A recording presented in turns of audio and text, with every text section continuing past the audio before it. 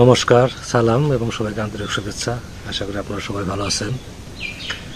তো আমরা শারীরিক দিক থেকে ভালো আছি, আর মানসিক দিক থেকে কীরকম সেটা হয়তো আপনারা বুঝতে পারতেছেন। তো মানুষের দিক থেকে খুব একটা ভালো আছি সেটা না। তো গতকাল গেছিলাম লিটনদের এখানে। আমি যাওয়ার আগে আবার দেখি শুক্লালদা গেছে। তো আমাদের যাওয়ার উদ্দেশ্য কী সেটা তো আপনারা সবাই জানেন। সেটা হচ্ছে লিটনদের যাতে এখানে আবার ফিরিয়ে আনা যায়, সেটাই আমাদের চিন্তা ভাবনা ছিল।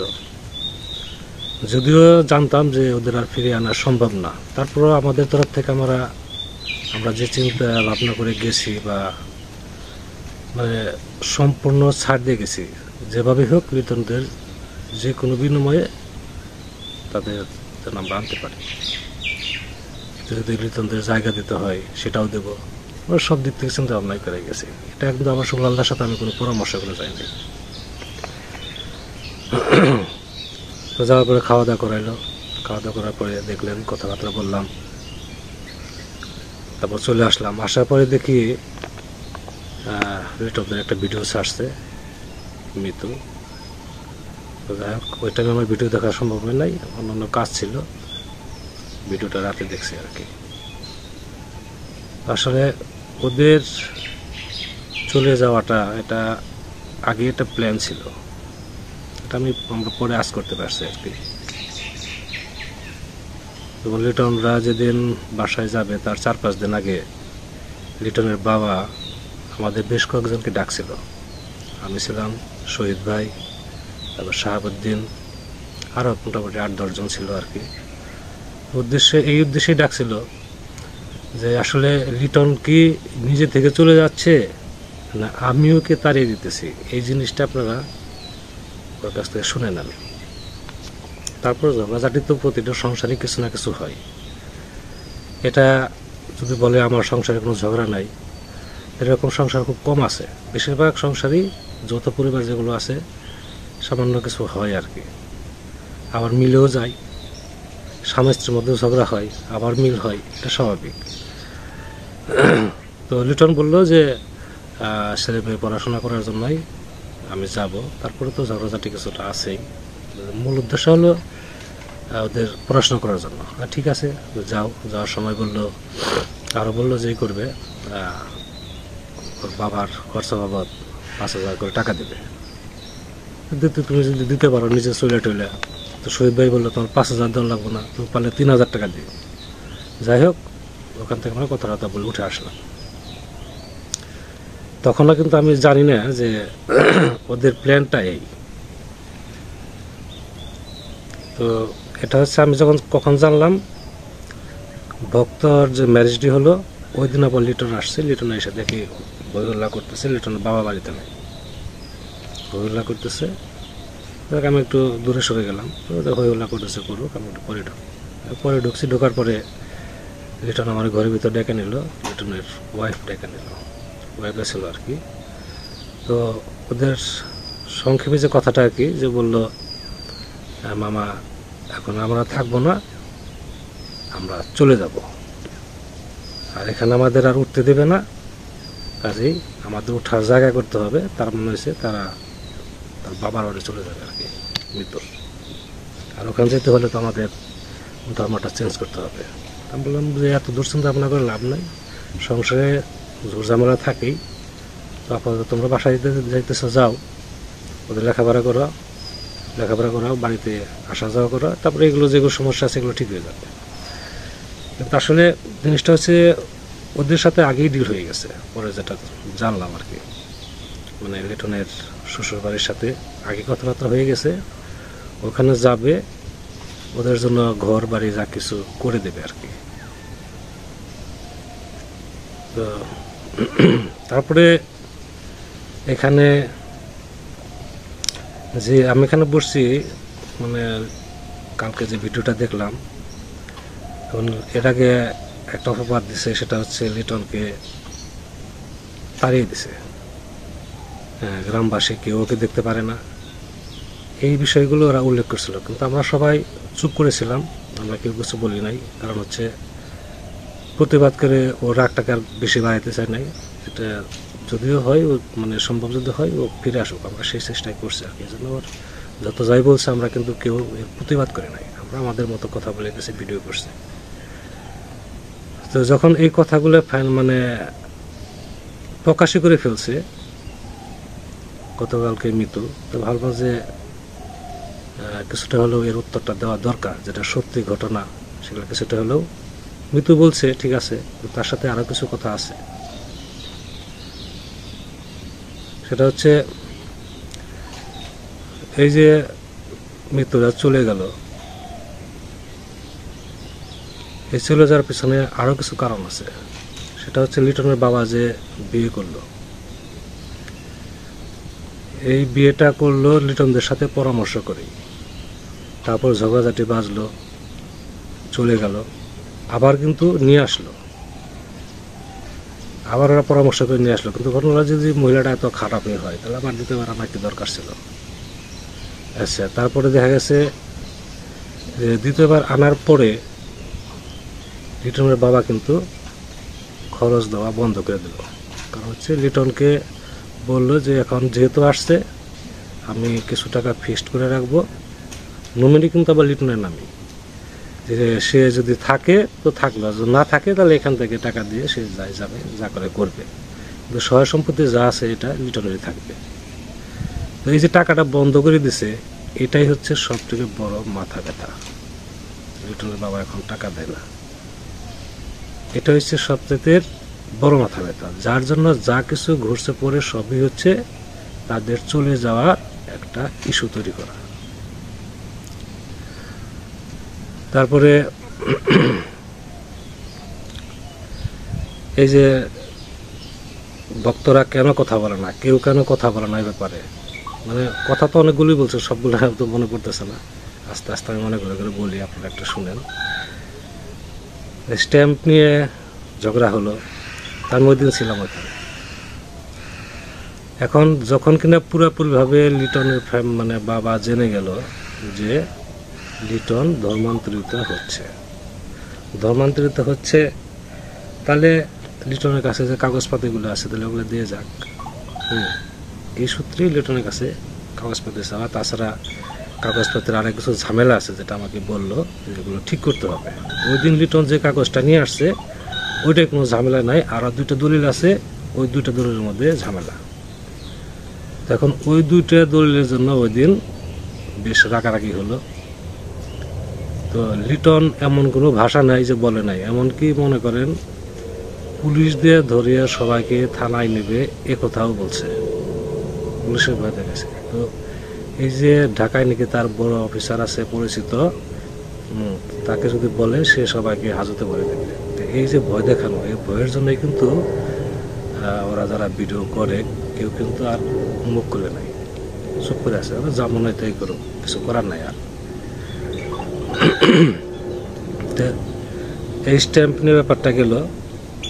তারপরে আসলো নূপুরের বাসায় নিবে। এখন নূপুরের জন্য আলাদা একটা রুম নিছে।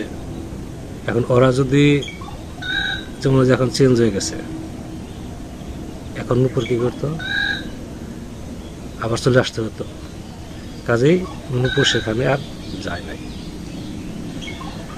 তারপরে আরো কথা বলছে যে ওদের ইনকাম নিয়ে।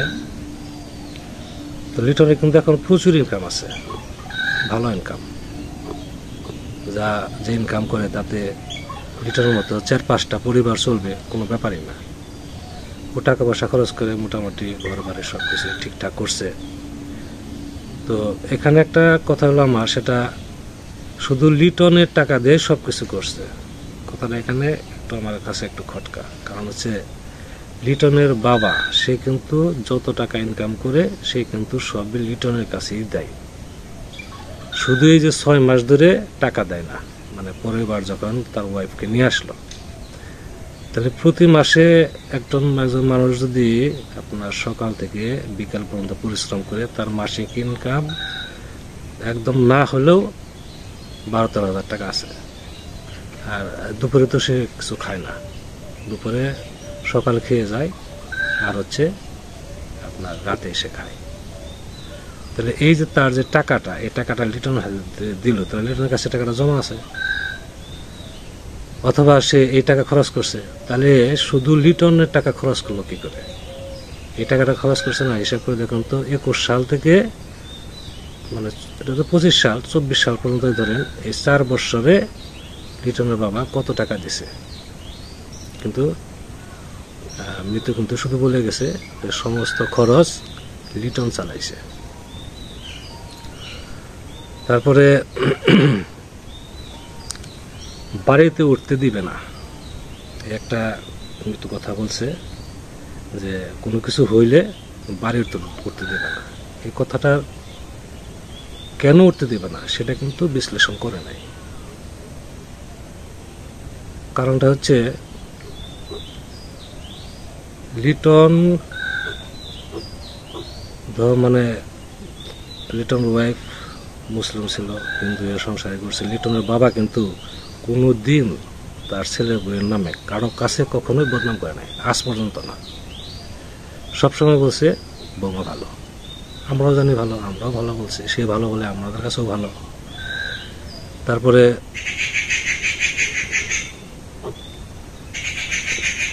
আপনার আশেপাশে কেউ যদি লিটনের বউ সম্বন্ধে কিছু বলতো, তাহলে লিটনের বাবা তাদের সাথে কথাই বলতো না, এটা আমরা দেখছি। এখন কিন্তু লিটন এবং লিটনের ওয়াইফ কিন্তু এটা কিন্তু বলতেছে না যে মানে লিটনের মাকে কেন্দ্র করে, তা কিন্তু না। সে যখন ছিল না সে অবস্থায়ও, আবার যখন ছিল সে অবস্থায়ও, অর্থাৎ তারা দুইজনে ঘরের ভিতরে প্রচুর ঝগড়া করত, মারামারি যেটাকে বলে। তো এই জিনিসগুলো লিটনের বাবা ভালো চোখে দেখতো না। তো কখন কার কোনো অ্যাক্সিডেন্ট হয়ে যায়। এখন ওরা যখন বেরিয়ে গেল, ওরা যখন বাসা নিতেছে, তখন ওই পরিপ্রেক্ষিতে লিটনের বাবা বলছে যে যদি কোনো অ্যাক্সিডেন্ট হয় তাহলে কিন্তু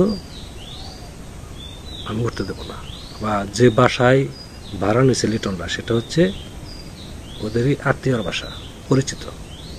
সেখানে যদি এ ধরনের কোনো ঘটনা ঘটে, এটা যদি কলঙ্ক আসে ওরা এরকম করে ঘরের ভিতরে, তাহলে কিন্তু খবর আছে।